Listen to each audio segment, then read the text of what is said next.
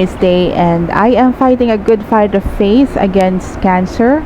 For today, I wanted to share with you yung history that led into cancer at kung ano yung mga symptoms na naramdaman ko. Hindi para takutin, lalo na yung mga kababaihan, kundi para mag-spread ng awareness. Again, I am 36. I am in my childbearing years and I have never been pregnant. Wala po akong anak, never akong nabuntis, hindi ako nakunan, never, not in my knowledge na ako ay nakunan. I don't know. So, in 2013, dun ko naramdaman yung hindi ako dinadatnan. Tapos, nagpa-check up ako sa OB at sinabing ako ay merong PCOS. So, it's a very common syndrome sa mga kababaihan na nagiging insulin resistant sila, tumataba kahit anong gawing pagpapapayat, nagkakaroon ng unwanted hair sa mga parte ng katawan nila. Maraming symptoms yung PCOS. So, yun, it all started with PCOS. Hanggang sa dumating sa punto na palagi akong, hindi man palagi, kundi every time na pupunta ako ng hospital, it's always because of abnormal uterine bleeding. There was one time na ako ay na-ER, dalaga pa ako noon, na-ER ako dahil sobrang lakas ng pagdudugo ko, ganyan. They did some tests, na ultrasound and all. Ang biniblame lang palagi was hormonal imbalance and PCOS, ganon.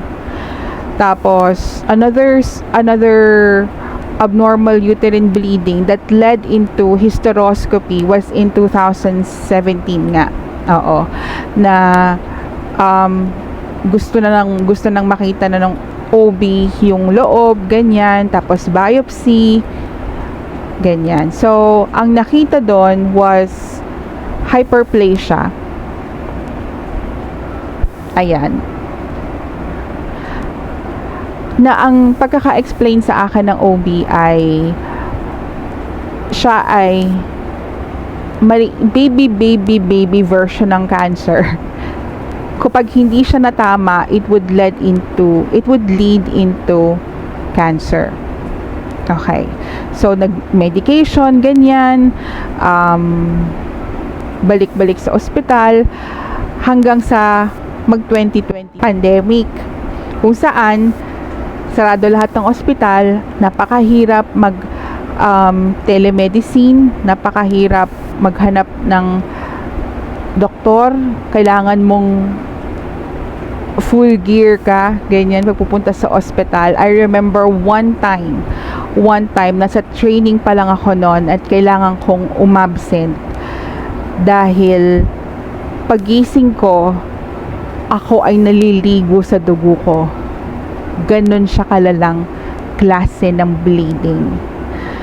At when I say I am bleeding, I'm not just talking about napkin using bleeding. Hindi. I'm using diapers. And yun nga, soaking wet with blood. Sorry, too much information. But I think you need to know. Ganon siya kalala na bleeding. Blood clots. Bawat kilos may lumalabas na blood clots. Ganon kalala yung bleeding ko. Another symptom na sinabi sa akin ng doktor ay, of course, diabetes. Sinisira ng diabetes ang ating mga organ, ganyan. And obesity.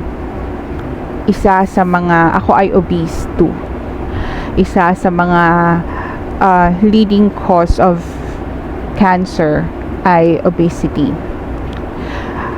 So yun ang aking mga naramdamang symptoms.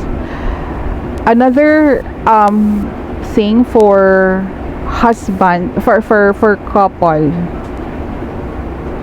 is pain during and bleeding during intercourse.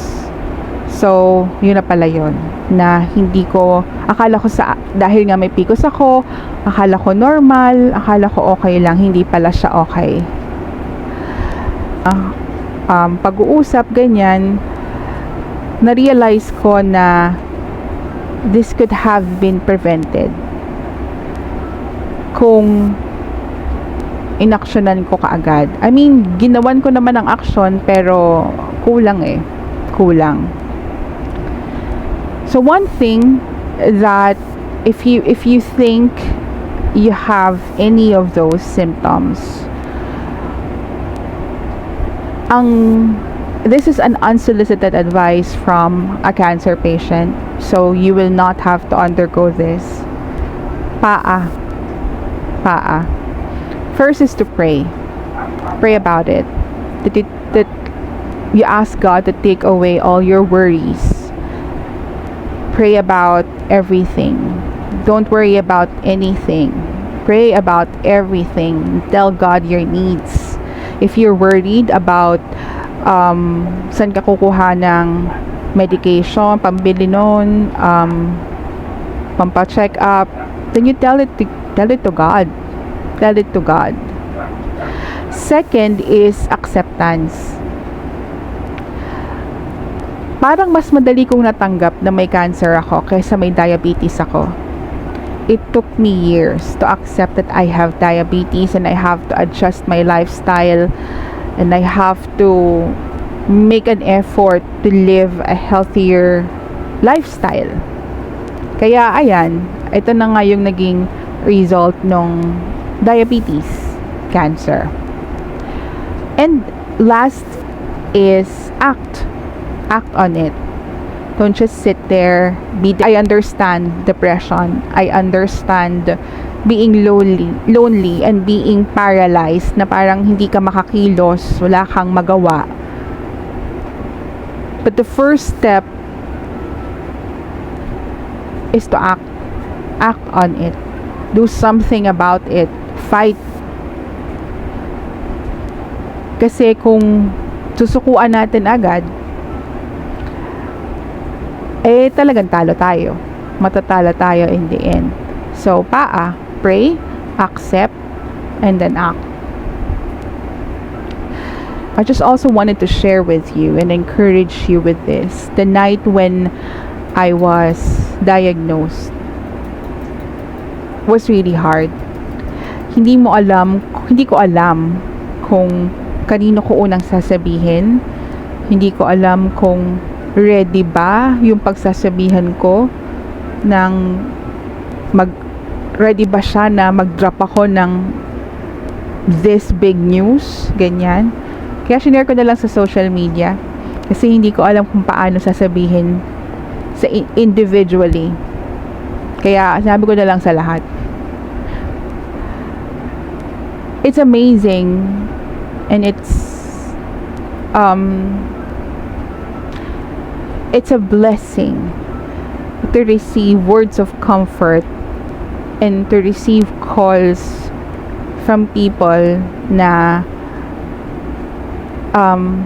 nagpapahalaga sa'yo at nagmamahal sa'yo. Malaking bagay yung support system. Napakalaking bagay ng support system. But what do we do when we receive bad news? Kagaya ng ganyan, pagkakasakit, kagaya ng pagka-lay off, or kagaya ng paghihiwalay ninyong mag-asawa, or pagkamatay ng mahal sa buhay. Where do we first go when we receive bad news? I hope and pray that God is not our last resort, but instead He should be the first. Kasi walang ibang makakapag-comfort sa atin kundi si God lang. I am telling you, I have received a lot of words of encouragement. I appreciate them. I have received a lot of messages and I thank you. I thank God for them. Pero kung hindi si God ang unang nag-comfort. Lahat ng yun lalampas lang sa tenga ko. For God is the God of all comfort. Whether it's pain physically, whether it's relationship, finances, God is the God of all comfort. He is our Jehovah Rapha. And I wanted to read with you this excerpt from the book Look Unto Me Devotionals by Charles Spurgeon. Do not go first to your earthly friends, for after all is said and done, you will find them to be like Job's comforters. Instead, go first and foremost to your God, who comforts the downcast. Then you will soon be prepared to say, when anxiety was great within me, your consolation brought joy to my soul. Sabi rin sa Psalm 94 verses 17 and 19, unless the Lord had given me help, I would soon have dwelt in the silence of death. When anxiety was great within me, your consolation brought joy to my soul. We may have all the money in the world. We may have all the friends and family. But still, lahat ng yun secondary na lang. Because first and foremost, God is the only one who can comfort a person who is downcast. So I hope and pray that you go to Jesus today. If you are feeling down and depressed, go to Him first before anything else.